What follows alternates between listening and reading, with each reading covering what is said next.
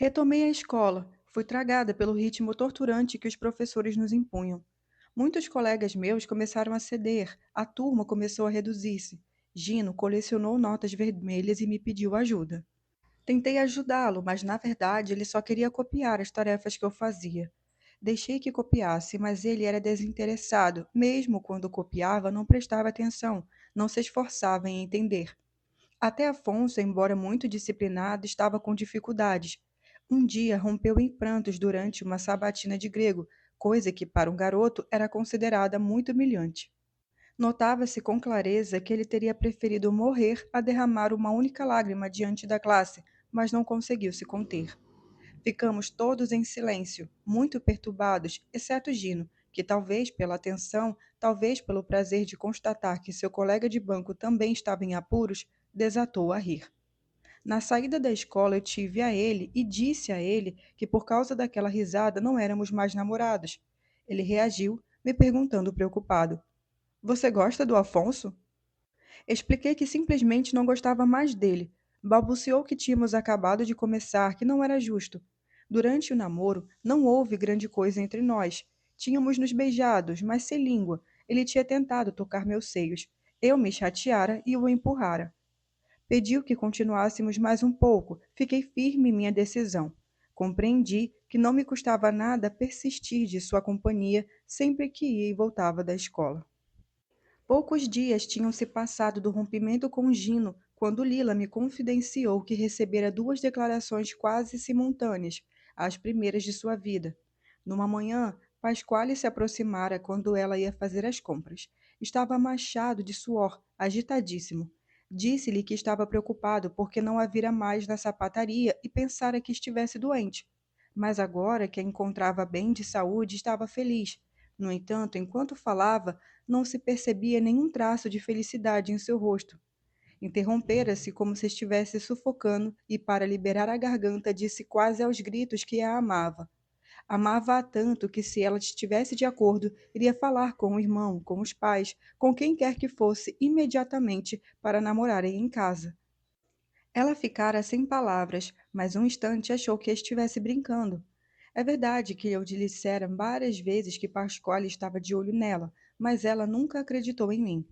Mas agora ele estava ali, num lindo dia de primavera, quase com lágrimas nos olhos, e suplicava, e lhe dizia que sua vida não valia nada mais se ela dissesse que não. Como era difícil desemaranhar os sentimentos de amor. Com muito cuidado, mesmo sem nunca dizer não, Lila encontrou as palavras para recusá-lo. Dissera-lhe que também gostava dele, mas não como se deve gostar de um namorado. Dissera-lhe ainda que lhe seria eternamente grata por todas as coisas que lhe explicara: o fascismo, a resistência, a monarquia, a república, o mercado negro, o comandante Lauro, os neofascistas, a democracia cristã e o comunismo. Mas namorar não, nunca namoraria com ninguém. E concluíra: Gosto de todos vocês, de Antônio, de você e de Enzo, como gosto de Rino. Pasquale então murmurou: Pois eu não gosto de você como gosto de Carmela. Disse isso e foi embora, de volta ao batente. E a outra declaração?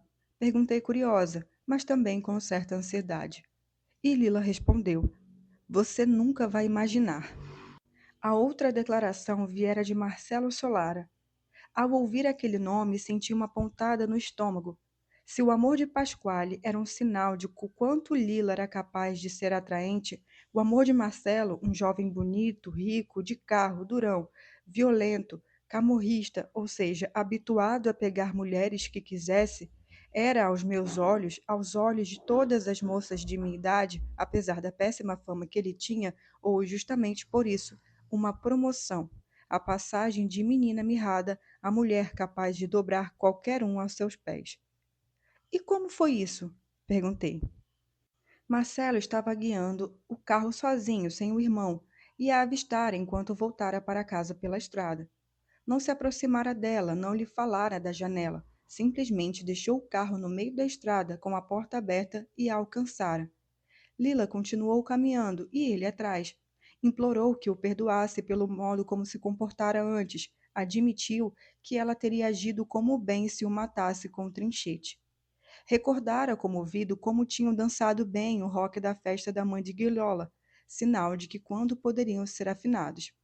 Enfim, fizera-lhe um monte de elogios.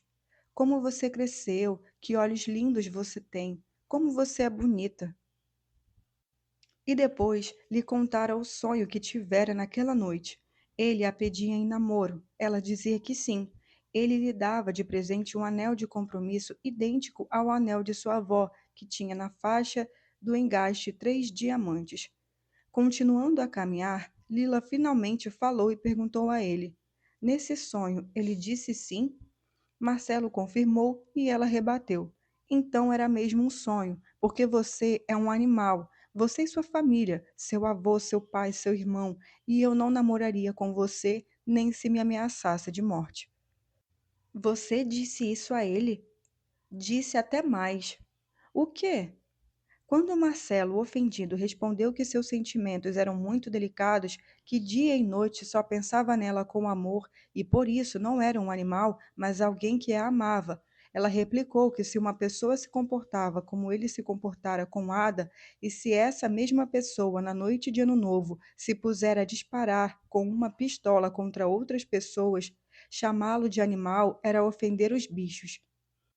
Marcelo finalmente entendeu que ela não estava brincando, que realmente o considerava muito inferior a uma lesma, a um verme, e de repente ficou deprimido. Murmurou baixinho: Foi meu irmão quem atirou. Mas já no momento em que falava, percebeu que depois daquela frase ela o desprezaria ainda mais. E foi exatamente assim. Lila apressou o passo e, quando ele tentou acompanhá-la, ela gritou: Vá embora! E começou a correr. Então Marcelo parou como se não se lembrasse de onde estava e o que devia fazer, voltando em seguida ao seu carro de cabeça baixa. Você fez isso com Marcelo Solara? Fiz. Você é doida. Não diga a ninguém que o tratou dessa forma. No momento, aquilo me pareceu uma recomendação supérflua. Disse a frase só para demonstrar que levava a sério sua história. Por caráter, Lila era alguém que gostava de raciocinar e fantasiar sobre os fatos, mas nunca fazia fofocas, ao contrário de nós que vivíamos fofocando. De fato, só falou para mim sobre o amor de Pasquale, e eu nunca soube que o tenha revelado a mais ninguém. Já sobre Marcelo Solara, ela contou a todo mundo. Tanto é que encontrei Carmela e ela me disse: Soube que sua amiga deu um fora em Marcelo Solara? Depois encontrei com Ada, que me disse: Olha só, sua amiga deu um fora em Marcelo Solara. Na charcutaria, Pinute me sussurrou no ouvido: É verdade que sua amiga deu um fora em Marcelo Solara? Até Afonso me disse um dia, no colégio, estarrecido: Sua amiga deu um fora em Marcelo Solara.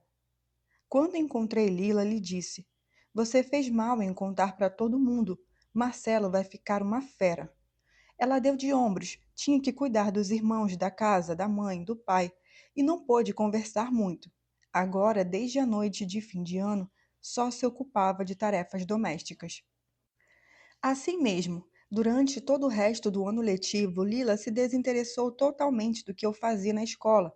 E, quando lhe perguntei que livros pegava emprestado na biblioteca, o que estava lendo, ela respondeu brava: Não pego mais nada. Os livros fazem mal à minha cabeça. Já eu estudava e agora lia quase por um agradável costume. Mas logo tive de admitir que, desde quando Lila parou de me encalçar, de me antecipar no estudo e nas leituras, a escola e até a biblioteca do professor Ferraro deixou de ser uma espécie de aventura e se tornou apenas algo que eu sabia fazer bem e que me rendia muitos elogios. Em 2 ocasiões me dei conta disso com clareza.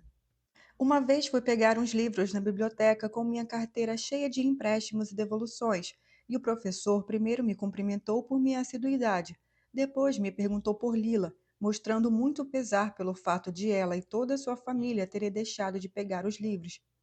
É difícil explicar por quê, mas aquele desgosto me fez sofrer. Pareceu-me o sinal de um interesse verdadeiro e profundo por Lila, algo de muito mais forte que os cumprimentos por minha disciplina de leitora assídua. Me veio à mente que, mesmo se Lila pegasse apenas um livro por ano, ela deixaria sua marca nesse livro e o professor a teria notado no momento da devolução, ao passo que eu não deixaria vestígios, encarnava apenas a perseverança de quem soma desordenadamente volume a volume. A outra circunstância teve a ver com os rituais escolares. O professor de letras trouxe corrigidas redações de italiano. Ainda me lembro do tema, as várias fases do drama de Dido. E se geralmente se limitava a dizer duas palavras para justificar meu 8 ou 9 costumeiros.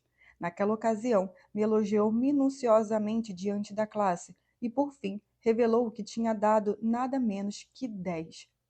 Ao final da aula, me chamou no corredor e, realmente admirado com o modo como eu tinha tratado o assunto, e quando o professor de religião apareceu, ele o deteve e lhe resumiu entusiasticamente minha redação. Passaram-se uns dias e me dei conta de que Gerace não se limitara ao padre, fazendo meu texto circular também entre outros professores, e não só do meu ano. Agora, alguns docentes do liceu me sorriam nos corredores e até faziam algum comentário. Uma professora da primeira A, por exemplo, a professora Galiani, que todos admiravam e todos evitavam porque tinha fama de ser comunista, e com duas frases conseguia desmontar qualquer argumentação mal fundamentada, me parou no átrio e se entusiasmou especialmente com a ideia, central da minha redação, de que se o amor é livros das cidades, as cidades mudam sua natureza benéfica e natureza maligna. Por fim, me perguntou: o que significa para você uma cidade sem amor? Um povo privado de felicidade. Me dê um exemplo. Pensei nas conversas que tive com Lila e Pasquale durante o verão e de repente senti aquilo como uma verdadeira escola, mais verdadeira do que aquela que eu frequentava todos os dias. Ah, a Itália sob o fascismo, a Alemanha sob o nazismo, todos nós, seres humanos, do mundo de hoje. Ela me examinou com crescente interesse. Disse que eu escrevia muito bem, me aconselhou algumas leituras, se ofereceu para me emprestar alguns livros. No final, me perguntou o que meu pai fazia e eu respondi: contínua na prefeitura. E se afastou de cabeça baixa. Naturalmente, aquele interesse de Galliani me encheu de orgulho, mas não teve grandes desdobramentos e tudo voltou à rotina escolar. Sendo assim, o fato de eu ter me tornado, já no quarto ginásio, uma estudante com sua modesta fama logo me pareceu não ser grande coisa. No fim das contas, o que aquilo comprovava? Comprovava, sobretudo, como tinha sido proveitoso estudar e conversar com Lila, contar com seu estímulo e seu apoio na incursão por aquele mundo fora do bairro, entre as coisas, as pessoas, as paisagens e as ideias que estão nos livros.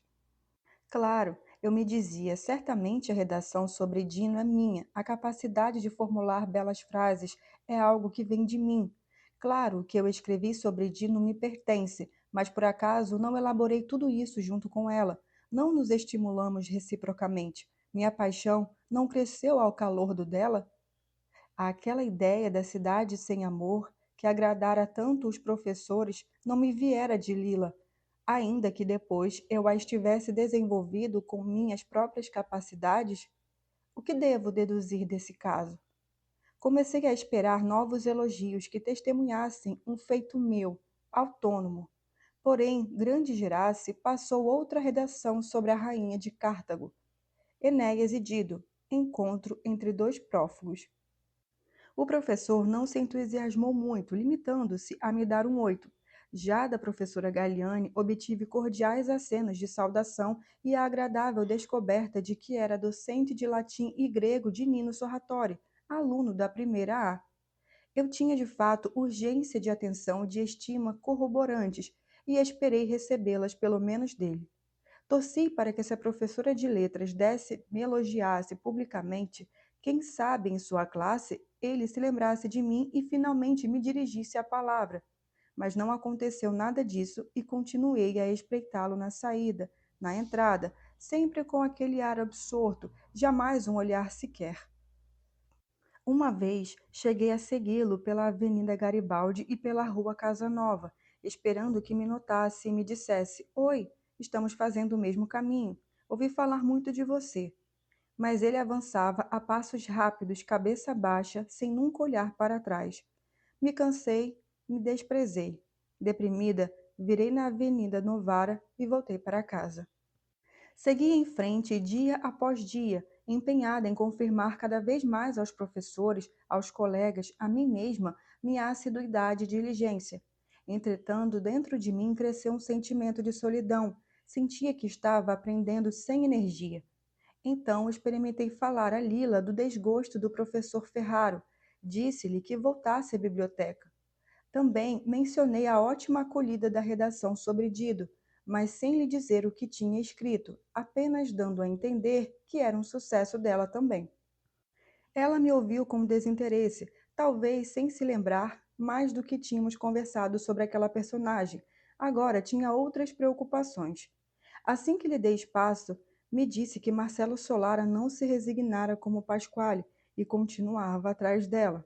Se saía para fazer as compras, ele a seguia sem perturbá-la até a loja de Stefano, até a carroça de Enzo, só para poder olhá-la. Se aprecia da janela, o encontrava parado na esquina, esperando que ela apreciasse, e o aparecesse também. Estava ansiosa com aquela insistência. Temia que seu pai percebesse, que sobretudo Rino percebesse. Estava assustada com a possibilidade de que começasse uma daquelas histórias de machos, em que terminava brigando dia sim, dia não. No bairro havia muitos casos assim. O que é que eu tenho? Dizia. Via-se magra, feia. Por que Marcelo Solara se fixara nela? Tenho algo de doentio? Perguntava. Faço as pessoas fazerem coisas erradas. Agora, ela repetia essa ideia frequentemente. A convicção de ter feito mais mal que bem ao irmão se consolidara. Basta olhar para ele, dizia. Dissipado o projeto da fábrica de calçado Cerulo, Rino permanecera enredado na agonia de se tornar rico, que nem o Solara, que nem Stefano, até mais, e não conseguia resignar-se ao dia a dia do trabalho na oficina. Dizia ela, tentando reacender-lhe o velho entusiasmo. Nós somos inteligentes, Lina. Nós dois juntos, ninguém segura. Me diga o que precisamos fazer. Ele também desejava comprar um carro, uma televisão, e detestava Fernando, que não entendia a importância daquelas coisas. Mas o pior é que quando Lila mostrava não querer mais apoiá-lo, ele a tratava pior que a uma escrava. Talvez ele nem soubesse a que ponto se estragara, mas ela, que o tinha diante os olhos todos os dias, estava alarmada. Uma vez me disse: já viu como as pessoas, quando acordam, são feias, deformadas, de olhar vazio? Segundo ela, Rino agora era assim. Num domingo à noite de meados de abril, lembro bem, saímos às 5. Lila, eu, Carmela, Pasquale e Rino. Nós, meninas, nos vestimos o melhor que podíamos e assim que saímos de casa, pusemos batom e pintamos um pouco os olhos. Pegamos o metrô lotado e Rino e Pasquale passaram todo o percurso em alerta, colados em nós. Temiam que alguém nos bolinasse, mas ninguém nos tocou. Nossos acompanhantes tinham caras ameaçadoras demais. Descemos a pé por Toledo. Lila insistia em ir pelas ruas Chiara e depois Rua Demeli, até a Praça Amedeo, zonas onde se sabia que estava a gente mais rica e elegante. Rino e Pasquale eram contra, mas não sabiam das coisas ou não queriam nos explicar, respondendo apenas com grunhidos em dialeto e insultos a pessoas indistintas, que chamavam de almofadinhas. Nós três nos unimos e insistimos. Naquele movimento, escutamos uma buzina. Nos viramos e vimos o carro do Solara. Nem nos demos conta dos dois irmãos, de tanto que estávamos surpresas com as meninas agitando os braços nas janelinhas. Eram Guilhola e Ada. Pareciam lindas, belos vestidos, belos penteados, lindos brincos cintilantes, sacudindo as mãos e nos gritando palavras alegres. Rino e Pasquale viraram a cara. Carmela e eu não respondemos pasmas. Lila foi a única que gritou algo com entusiasmo e as cumprimentou com largos acenos, enquanto o carro desaparecia em direção à Praça dos Plebiscito. Ficamos em silêncio por um tempo. Depois Rino disse sério a Pasquale que sempre soube que Guilhola era uma vadia, e Pasquale concordou com gravidade. Nenhum dos dois mencionou Ada. Antônio era amigo deles e não queria ofendê-lo. Já Carmela falou horrores, inclusive de Ada. Eu senti acima de tudo a amargura. No lampejo passara a imagem da potência. 4 jovens no carro, o modo certo de sair do bairro e fazer a festa. Já o nosso era o modo errado, a pé, mal vestidos e deslocados. Tive ganas de voltar logo para casa. Já Lila reagiu como se aquele encontro nem tivesse existido, voltando a insistir que queria passear onde a gente elegante estava. Agarrou-se ao braço de Pasquale, deu gritinhos, riu, fez o que, segundo ela, era a paródia da pessoa rica, vale dizer. Rebolou e se derramou em amplos sorrisos e gestos derretidos. Hesitamos um instante e depois passamos a incentivá-la, atiçadas pela ideia de que Guilhola e Ada estavam curtindo a noite num carro com os belos caras mais bonitos do bairro, os Solaras, enquanto nós estávamos a pé, na companhia de Rino, que remendava sapatos, e de Pasquale, que era pedreiro. Essa nossa insatisfação, obviamente não expressa, deve ter chegado por vias secretas aos dois rapazes, que se olharam, suspiraram e cederam. Tudo bem, anuíram e pegamos a rua Chilaia. Foi como atravessar uma fronteira. Lembro-me de uma calçada lotada e de algo como uma humilhante diversidade. Não olhava os rapazes, mas as garotas e as senhoras. Eram absolutamente diferentes de nós. Pareciam ter respirado outro ar, ter comido outro alimento, estar vestidas como em outro planeta, ter aprendido a andar sobre os fios de vento. Eu estava boquiaberta. Tanto mais que, enquanto eu teria parado para olhar com calma as roupas, os sapatos, os tipos de óculos que usavam, se usavam, elas passavam e pareciam não me ver. Não viam nenhum de nós cinco. Éramos imperceptíveis ou desinteressantes. Aliás, se às vezes o olhar recaía sobre nós, logo se viravam para o outro lado. Só se olhavam entre si.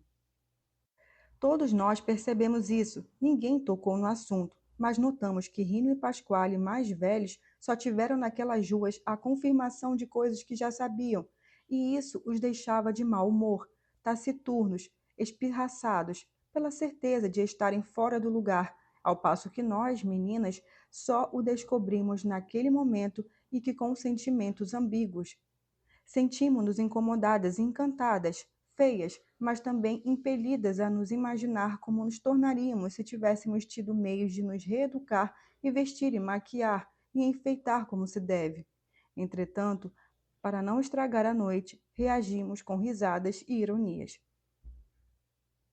Avançamos até a altura do palácio, rindo e debochando. Pasquale, que evitava a todo custo ficar ao lado de Lila, e quando ela lhe dera o braço, logo se esquivara com gentileza, mantendo-se próximo de mim, indagou com sarcasmo. Suas colegas de escola são assim? Não. Isso significa que não é uma boa escola. É um liceu clássico, respondi mordida. Não é bom, ele insistiu. Fique sabendo que se não tem gente assim, não é bom. Não é verdade, Lina, que não é bom?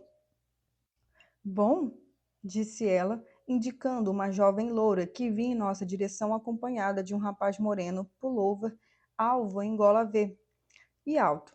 Se não tiver uma como aquela ali, sua escola é uma porcaria, e explicou numa risada. A garota estava toda de verde, sapatos verdes, saia verde, blazer verde, e na cabeça era especialmente isso que fazia Lila gargalhar. Tinha um chapéu coco, como o de Carlitos, igualmente verde. O riso dela contagiou a nós, meninas, e os rapazes também. Quando o casal passou por nós, Rino fez um comentário muito ofensivo sobre o que a senhorita de verde deveria fazer com o seu chapéu, e Pasquale parou de tanto que riu, apoiando um braço no muro. A garota e seu acompanhante deram poucos passos, depois pararam. O rapaz de pullover branco se virou, contido imediatamente pela jovem, mas ele se desvencilhou, deu uns passos para trás e se dirigiu diretamente a Rino com frases ultrajantes. Foi um piscar de olhos. Rino o abateu com um murro na cara, gritando: De que você me chamou? Não entendi bem. Repita. Me chamou de quê? Você escutou, Pascoal? O que ele disse? Lila foi a primeira a se lançar sobre o irmão. Antes que ele enchesse de chutes, o rapaz estendido no chão e o arrastou com uma expressão incrédula, como se os 1000 fragmentos de nossa vida, desde a infância até aqueles nossos 14 anos, estivessem compondo uma imagem finalmente nítida, mas que naquele momento lhe parecia inverossímil. Empurramos Rino e Pasquale para longe, enquanto a garota de chapéu coco ajudava o namorado a se levantar. Nesse meio tempo, a perplexidade de Lila se transformou numa fúria desesperada. Justamente enquanto estava afastando o irmão, o atacou com insultos mais vulgares, puxando-o pelo braço e o ameaçando. Rino a deteve com uma mão, um riso nervoso no rosto, e se dirigiu a Pasquale. Minha irmã acha que aqui é brincadeira, Pasquale, disse em dialeto, com olhos desvairados. Minha irmã acha que, se eu digo vamos por ali, é melhor não irmos, só para bancar a que sempre sabe tudo, a que entende de tudo, sempre, e ir a pulso aonde quer. Pequena pausa para controlar a respiração e emenda. Ouviu que aquele merda me chamou de casca grossa? Casca grossa, eu? E ainda tomando pela rejeição, minha mãe e minha irmã me trouxeram até hoje aqui e imagine se vou deixar que me chamem de casca grossa. Veja o que eu faço se me chamam de casca grossa. Calma, Rino, respondeu Pasquale, preocupado e olhando por cima dos olhos em alerta. Rino continuou exasperado, mas arrefeceu. Lila, por sua vez, se acalmou. Paramos na praça. Pasquale disse, quase frio, virando-se para Carmela. Vocês agora voltam para casa. Sozinhas? Sim. Não. Carmélia, não quero discutir. Podem ir. A gente não sabe voltar. Não diga mentiras. Vá, disse Nino a Lila, tentando se conter. Tome o dinheiro, compre um sorvete na rua. Saímos juntos e vamos voltar juntos. Rino perdeu a paciência de novo e lhe deu um empurrão. Quer parar com isso? O irmão mais velho sou eu e você deve me obedecer. Vamos, mexa-se. Vá, senão lhe quebra a cara. Insegura, fomos nos afastando rumo a Santa Catarina. Mas não demorou muito e Lila mudou de ideia. Parou e disse que ia voltar até o irmão. Tentamos convencê-la a ficar conosco, mas não houve jeito. Justo enquanto estávamos discutindo, vimos um grupo de rapazes, uns 5 ou 6, pareciam os remadores que tinham admirado algumas vezes nos passeios de domingo sob o Castelo del Ovo. Eram todos altos, fortes, bem vestidos. Alguns seguravam um bastão, outros não. Passaram ao lado da igreja a passos rápidos e foram para a praça. Entre eles estava o jovem que Rino tinha acertado na boca, com a malha em vez suja de sangue. Lila se desvencilhou de mim e correu na mesma direção, eu e Carmela atrás. Chegamos a tempo de ver Rino e Pasquale recuando lado a lado até o monumento no meio da praça e o grupo dos bem-vestidos correndo atrás deles e depois golpeando-os com bastões. Gritamos por socorro, começamos a chorar, a bloquear as passantes, mas os bastões metiam medo, as pessoas não faziam nada. Lila agarrou um dos agressores pelo braço, mas foi jogada no chão.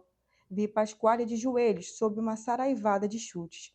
Vi Rino se protegendo das cacetadas com os braços. Em seguida, um carro parou. Era o Solara. Imediatamente Marcelo saiu, levantou Lila do chão e, atiçado por ela, que gritava de raiva e chamava o irmão, se lançou na briga, distribuindo e recebendo socos. Só naquela altura, Michele desceu do carro, abriu sem pressa o porta-malas, pegou algo que parecia uma barra de ferro reluzente e entrou na confusão, batendo com uma feracidade fria que espero nunca mais ver na minha vida. Rino e Pasquale se reergueram furiosos e agora batiam, apertavam, puxavam e me pareceram dois desconhecidos, de tanto que estavam transformados pelo ódio. Os jovens bem vestidos foram obrigados a fugir. Michele se aproximou de Pasquale, que sangrava pelo nariz, mas Pasquale o rechaçou com maus modos, passando a manga na camisa branca no rosto e depois olhando a roupa toda manchada de vermelho. Marcelo recolheu do chão um molho de chaves e o passou a Rino, que agradeceu contrariado. As pessoas que antes se afastaram agora se aproximavam, curiosas. Eu estava paralisada de medo. Levem as meninas para casa, Rino disse aos dois Solaras, com um tom de agradecido de quem fez uma solicitação que sabe ser irrecusável. Marcelo nos obrigou a entrar no carro. Primeiro Lila, a que mais resistia. Depois nos apertamos no banco de trás, uma no colo da outra, e fomos embora. Ainda me virei para ver Pasquale e Rino, que se afastavam no sentido da orla. Pasquale mancava. Senti como se o bairro tivesse se alargado a ponto de englobar toda Nápoles, até as ruas da gente de bem. No carro, as tensões logo começaram. Guilhola e Ada estavam muito chateadas, protestavam pelo desconforto da viagem. Não é possível, diziam. Então desçam e vão a pé, disse Lila, que estava prestes a se pegar. Marcelo freou, achando graça. Guilhola desceu e, com um andar lento de princesa, foi se sentar no banco da frente, sobre os joelhos de Michele. Fazemos o percurso assim, com Guilhola e Michele se beijando sem parar sob nossos olhos. Eu achava e olhava para ela, e ela, enquanto dava beijos apaixonados, olhava para mim. E eu desviava logo o olhar. Lila não falou mais nada até chegarmos ao bairro. Marcelo ainda disse umas palavras, procurando-a com o olhar no espelho retrovisor, mas ela não respondeu às suas tentativas. Descemos longe de casa para evitar que nos vissem no carro do Solara. Fizemos o resto do caminho a pé, nós cinco. Afora Lila, que parecia preocupada e corrida pela raiva, estávamos todas admiradíssimas com o comportamento dos dois irmãos. Corajosos, dizíamos, agiram muito bem. Guilhola repetia sem parar. É claro. E o que vocês achavam? Certamente, com o olhar de quem, trabalhando na confeitaria, sabia bem que o Solara eram gente de qualidade. A certo ponto, ela me perguntou com um leve tom de zombaria: Como é na escola? É bom, mas você não se diverte tanto quanto eu. É um outro tipo de diversão. Quando ela, Carmela e Ada nos deixaram para entrar nos portões de nossas casas, eu disse a Lila: a verdade é que os ricos são piores do que a gente. Ela não replicou, apenas acrescentou circunspecta: os Solara são uma gente de merda, mas ainda bem que estavam lá. Aqueles caras da rua da Emília podiam ter matado Rino e Pasquale. Sacudiu a cabeça energeticamente. Estava mais pálida do que de costume e tinha sob os olhos profundos vincos arroxeados. Não concordava, mas não me disse por quê. Fui aprovada com 9 em tudo e até receberia uma bolsa chamada Bolsa de Estudos. Dos 40 da turma, restamos 32. Gino foi reprovado, Afonso ficou de recuperação em setembro em 3 matérias. Incentivada por meu pai, fui à casa da professora Oliviero. Minha mãe era contra, não gostava que a professora metesse o bico em coisas de família e se arrogasse o direito de tomar decisões sobre os seus filhos em lugar dela, com os 2 pacotes costumeiros, um de açúcar e um de café, comprados no Bar Solara para agradecer seu interesse por mim.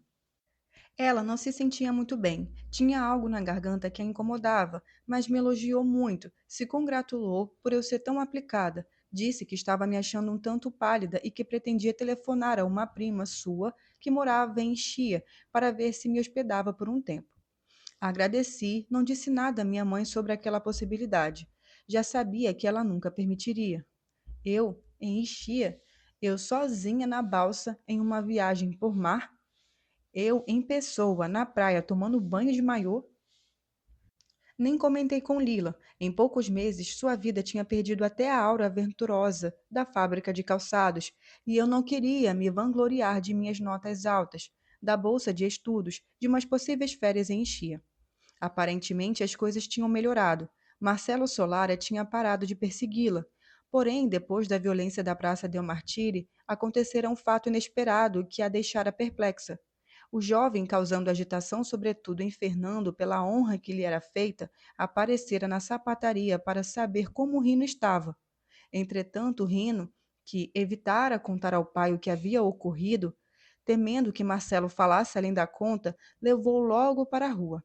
Deram uns poucos passos e Rino lhe agradeceu de má vontade, seja pela ajuda, seja pela delicadeza de passar por ele para saber como ele estava. Depois de 2 minutos, se despediram. Ao voltar para a loja, o pai lhe dissera: Finalmente você está fazendo uma boa coisa. O quê? A amizade com Marcelo Solara. Não tem amizade nenhuma, pai. Então quer dizer que você era um cretino e continua um cretino. Fernando queria dizer que algo estava mudando e que o filho, não importa o nome que quisesse dar àquela coisa com o Solara, deveria encorajá-lo. Tinha razão. Marcelo voltou 2 dias depois com os sapatos do avô para trocar a sola. Depois convidou Rino para dar uma volta de carro. Depois quis ensiná-lo a guiar. Depois o incentivou a fazer as provas para tirar a habilitação, oferecendo-lhe o carro para que ele treinasse. Talvez não se tratasse de amizade, mas o Solara certamente começaram a demonstrar afeição por Rino. Lila, excluída de toda aquela movimentação em torno da sapataria, onde ela não punha mais os pés, ao ouvir as notícias que circulavam, experimentava, ao contrário do pai, uma crescente preocupação. No início, se lembrou da batalha de fogos de artifício e pensou: Rino odeia demais o Solara, não é possível que se deixe enganar. Depois teve de constatar que as intenções e as atenções de Marcelo estavam seduzindo não só seus pais, mas mais ainda seu irmão. Ela já conhecia a fragilidade de Rino e se irritava com o modo como os Solares estavam dominando sua cabeça, fazendo dele uma espécie de macaquinho contente. Que mal há nisso? Constatei certa vez. Eles são perigosos. Aqui tudo é perigoso. Você viu o que Michele pegou do carro na Praça de Martiri? Não, uma barra de ferro. Os outros estavam com bastões. Você não viu, Helena, mas a barra tinha a ponta afiada. Se quisesse, podiam enfiá-la no peito de um daqueles ou no estômago. Bem, você ameaçou Marcelo com um trinchete. Naquele ponto, ela se ofendeu, disse que eu não estava entendendo, e provavelmente era verdade. O irmão era dela, não meu, e eu me comprazia em lançar hipóteses, enquanto ela tinha outras necessidades, queria tirar Rino daquela situação. Mas sempre que fazia qualquer crítica, Rino mandava que ela se calasse, ameaçava, às vezes batia nela, e assim as coisas, bem ou mal, seguiram adiante. Tão adiante que, numa noite de junho, eu estava na casa de Lila ajudando a dobrar os lençóis enxutos ou outra coisa, agora não me lembro o que. A porta de casa se abriu e Rino entrou, seguido de Marcelo. O rapaz tinha convidado Solara para jantar, e Fernando, que tinha acabado de voltar cansadíssimo da oficina, no primeiro momento se irritou, mas depois se sentiu honrado e se comportou cordialmente. Núzia, então, foi às alturas. Ficou excitada, agradeceu pelas 3 garrafas de bom vinho que Marcelo tinha trazido, levou para a cozinha os filhos menores para que não perturbassem. Eu mesma fui recrutada com Lila para os preparativos do jantar. Vou colocar veneno de barata, dizia Lila furiosa à beira do fogão, e ríamos enquanto Núzia nos impunha em silêncio. Veio para se casar com você, eu provocava. Vai pedir sua mão em casamento. Está iludido. Por quê? Perguntava Núzia ansiosa. Se ele quiser, você vai dizer não? Mas eu já lhe disse não. É mesmo? É. O que você acha? Foi isso mesmo, confirmei. Seu pai nunca deve saber disso, senão você está perdida. Durante o jantar, só Marcelo falou. Era evidente que tinha se reinventado, e Rino, que não soubera lhe dizer não, permaneceu quase sempre calado à mesa, ou então ria sem motivo. Solara falou dirigindo-se principalmente a Fernando, mas sem se esquecer de servir água ou vinho a Núzia, a Lila e a mim. Disse ao dono da casa quando ele era admirado no bairro por seu talento de sapateiro. Disse como seu pai sempre falava muito bem de sua grande habilidade. Disse que Rino tinha uma admiração sem limites por suas competências de sapateiro. Fernando, até pelo efeito do vinho, ficou comovido. Murmurou algo elogiando a Silvio Solara e chegou a dizer que Rino era um grande trabalhador, que estava se tornando muito bom no ofício. Então Marcelo começou a louvar a necessidade de sempre melhorar.